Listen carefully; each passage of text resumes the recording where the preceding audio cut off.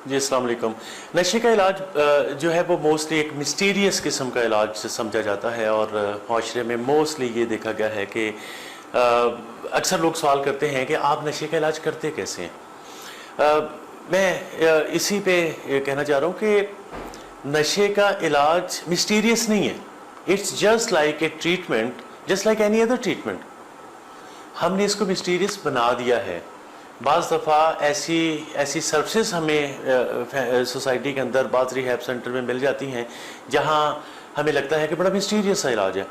मैं आपको बताऊं कि आपको पता है कि ऑर्थोपेडिक सर्जन क्या करते हैं, आपको पता है कि एक ऑप्थोमोलॉजिस्ट क्या करता है, एक कार्डिक सर्जन क्या करता है, ये कार्डियोलॉजिस्ट क्या करता है। इस तरह हमें ये नहीं पता कि एक एडिक्शन साइकेट्रिस्ट क्या करते हैं, ये एक एडिक्शन ट्रीटमेंट कैसे होता है। तो इसके लिए बड़ा आसान सा काम है, बड़ी आसान सा जॉब है कि एडिक्शन ट्रीटमेंट थ्रू फैमिली होता है। जितना फैमिली इस ट्रीटमेंट में इन्वॉल्व होती जाती है उतना आपका पेशेंट ठीक होना शुरू हो जाता है, क्योंकि इमोशंस और ऑब्जेक्टिव्स को डिफरेंट और उनमें फ़र्क करने का बड़ा एक इम्पॉर्टेंट एलिमेंट है इसके अंदर। तो जब हम फ़र्क करके चलना शुरू करते हैं तो हमें अंदाज़ा होता है कि ये ट्रीटमेंट कंपैरेटिवली काफ़ी आसान है और काफ़ी मज़ेदार किस्म का ट्रीटमेंट है, जिसमें मरीज़ तो ठीक हो ही रहा होता है, फैमिली के अपने बहुत सारे जो साइकोलॉजिकल बिहेवियर्स हैं वो भी ठीक हो रहे होते हैं। अब उसमें कुछ मैं आपको पॉइंट बताता हूँ कि अगर एज ए फैमिली मेम्बर आप नशे के मरीज़ के इलाज में कैसे शामिल हो। कहीं भी मरीज़ आपका दाखिल हो, किसी भी फैसिलिटी के अंदर हो, आपने कुछ काम करने।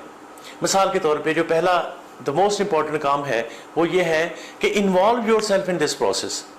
आप जब भी आप किसी रिहैब सेंटर में अपने पेशेंट को एडमिट कराते हैं तो आप उनसे पहली बात बिल्कुल क्लियर कर लेते हैं कि we will be part of this process, we will be part of this treatment.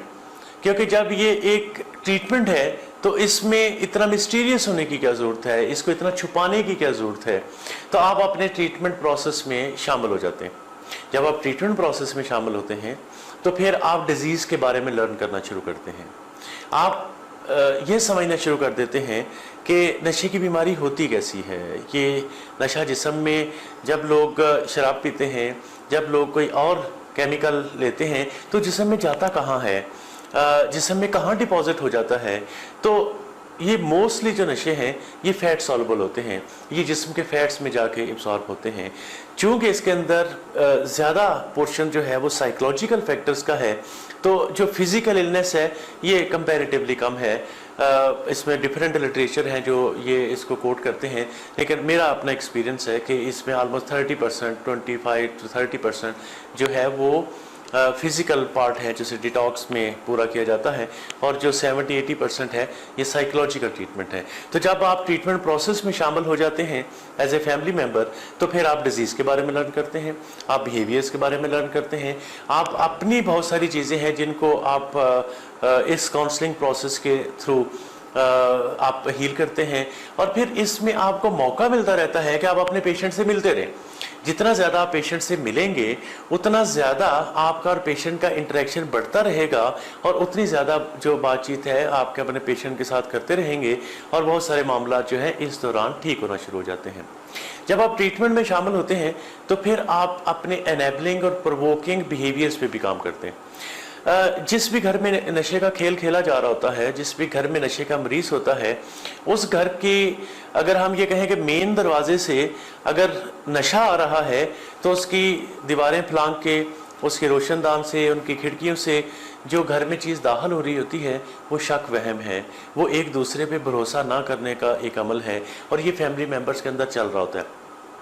फिर अगर देखा है कि हर जो जहाँ नशे का मरीज होता है जिस घर में, उस घर में दो पार्टीज बन जाती हैं, और वो दो पार्टीज जो हैं विद ड्यू रिस्पेक्ट दो पार्टीज हैं, उनमें एक को हम एनेबलिंग कहते हैं कि वो एनेबलर्स होते हैं, और एक जो है वो प्रोवोकर्स होते हैं। फॉर एग्जाम्पल एक फैमिली मेम्बर है जिसको बच्चे से बहुत मोहब्बत है, मोहब्बत सबको है, लेकिन एक बंदे की मोहब्बत पैथोलॉजिकल मोहब्बत है, वो मरीज को प्रोटेक्ट करता है, वो मरीज के बिहाफ झूठ बोलता है, वो मरीज को पैसे देता है, वो मरीज के लिए ऐसे रास्ते हमवार करता है जिसमें उसे कम से कम एम्बेरसमेंट हो, वो कम्बरसम नहीं फील करने देता अपने पेशेंट को। अगर कोई उधार जिससे लिया हुआ हमारे पेशेंट ने, अगर वो दरवाजे पे आ जाता है तो ये जाके उधार वापस कर देते हैं और वो मरीज को तत्ती हवा भी नहीं लगने देते। ऐसे लोगों को हम इनेबलर्स कह रहे होते हैं। कर तो वो भी मोहब्बत रहे हैं, लेकिन उनकी मोहब्बत कंपैरेटिवली बीमार हो गई है और उनको अपने जब वो ट्रीटमेंट प्रोसेस में शामिल होते हैं तो उनको अंदाज़ा होना शुरू होता है कि उनका जो इनेबलिंग का सिंड्रोम था, जो उनका इनेबलिंग का बिहेवियर था, वो इनेबलिंग का बिहेवियर मरीज़ को नशा करने में मुअव्वन हो रहा है, उसको नशा करने से रोक नहीं रहा। दूसरी जो तरफ देखा जाए तो प्रोवोकेशन का कॉन्सेप्ट है कि कुछ फैमिली मेंबर ऐसे होते हैं जो मरीज़ को इश्ताल दिलाते हैं, उसको गुस्सा दिलाते हैं, उसको बुरा भला कहते हैं, गालियां देते हैं, उसका हुक्का पानी बंद करने की कोशिश करते हैं, या अगर उसको हॉस्टाइल साइलेंस देते हैं, बाज़ दफ़ा उसको घूरते रहते हैं, तो मरीज़ उस प्रोवोकेशन के नतीजे में भी जाके नशा करता है, मरीज एनेबलिंग के नतीजे में भी जाके नशा करता है।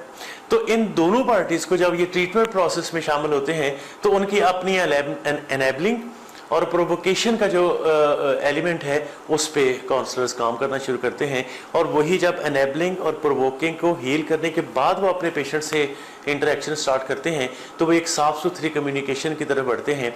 वो एक बहते पानी की तरह उनका डायलॉग चलना शुरू होता है पेशेंट के साथ, और वो दो टोक अंदाज में बात करना शुरू करते हैं कि आज के बाद हम आपके बिहाफ झूठ नहीं बोला करेंगे, हम आपको अनड्यू गुस्सा नहीं किया करेंगे आप पे, हम आपको किसी तरह से तंग नहीं करेंगे, लेकिन साथ वो बड़ा क्लियरली बता देते हैं कि हम इस नशे को भी घर में बर्दाश्त नहीं करेंगे।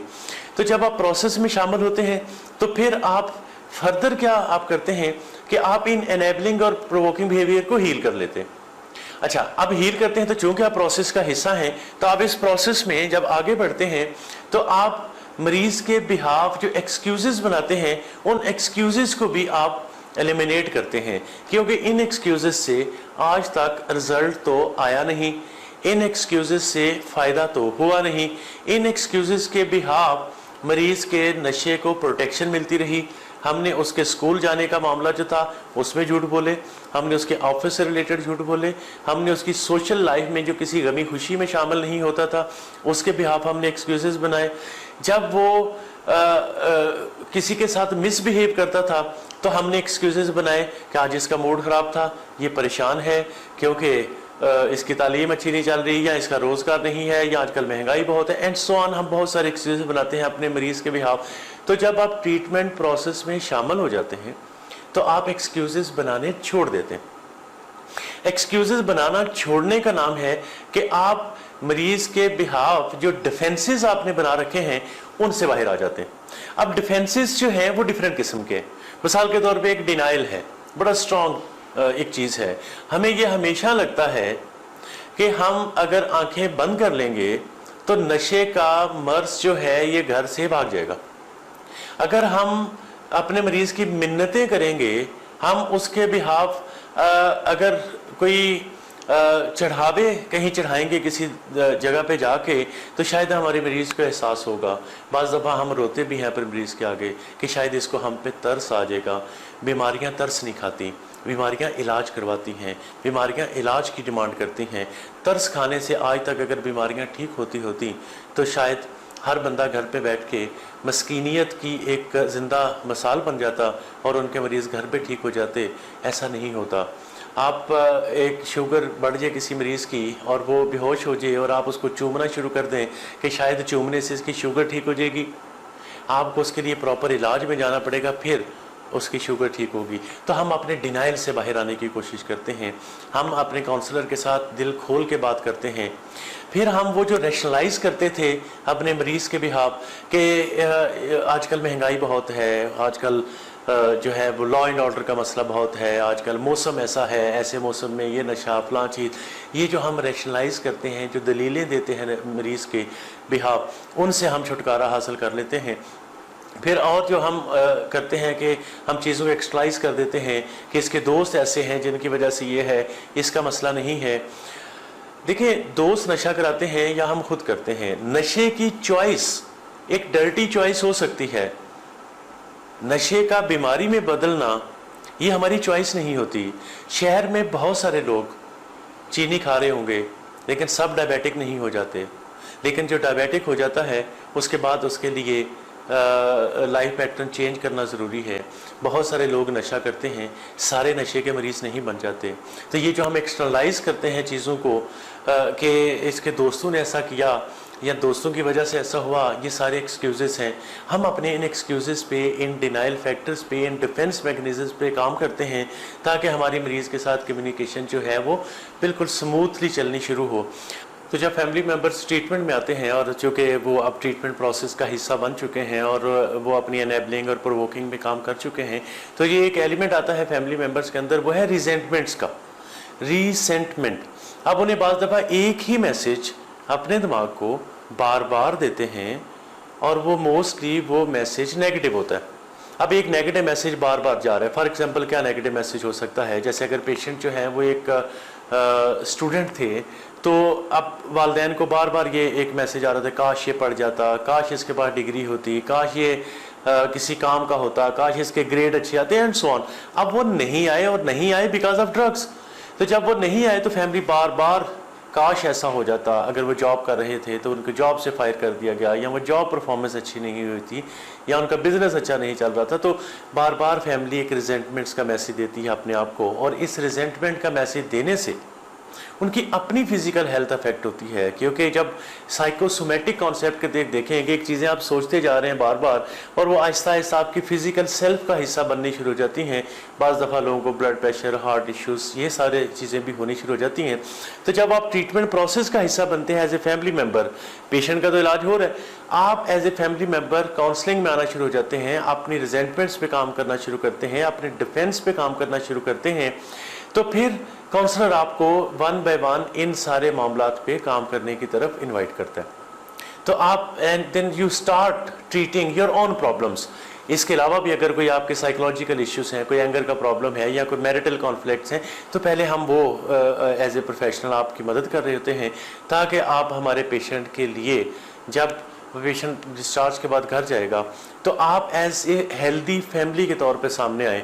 क्योंकि हेल्दी फैमिली के अंदर अगर हम अपना पेशेंट जाके इम्प्लांट करेंगे तो वो एक हेल्दी ग्रोथ के साथ बढ़ेगा। अगर मरीज़ का हम सब कुछ काउंसलिंग में ठीक कर भी लें और फैमिली मेम्बर्स जो हैं वो अगर प्रॉब्लमेटिक लाइफ में होंगे, तो हमारा पेशेंट उन प्रॉब्लमेटिक लोगों में जाके दोबारा प्रॉब्लमेटिक हो सकता है। तो एक अच्छे एडिक्शन ट्रीटमेंट की ये निशानी होती है कि उसमें फैमिली को इन्वॉल्व किया जाता है ट्रीटमेंट में, हर स्टेप पे फैमिली को साथ रखा जाता है। तो अभी मैंने इस जो वीडियो में आपको 5 बेसिक पॉइंट बताए हैं जो एक फैमिली को करने होते हैं जब उनका पेशेंट ट्रीटमेंट में आता है, तो उन्होंने ये 7 काम करने होते हैं। जो इसकी एक सेकंड वीडियो भी आएगी जिसमें बाकी 5 काम भी मैं बता रहा हूँ साथ, तो उसको आप अगर नोटिफिकेशन चाह रहे हैं तो इस चैनल को सब्सक्राइब करें ताकि आप उसका नोटिफिकेशन ले सकें। Thank you very much.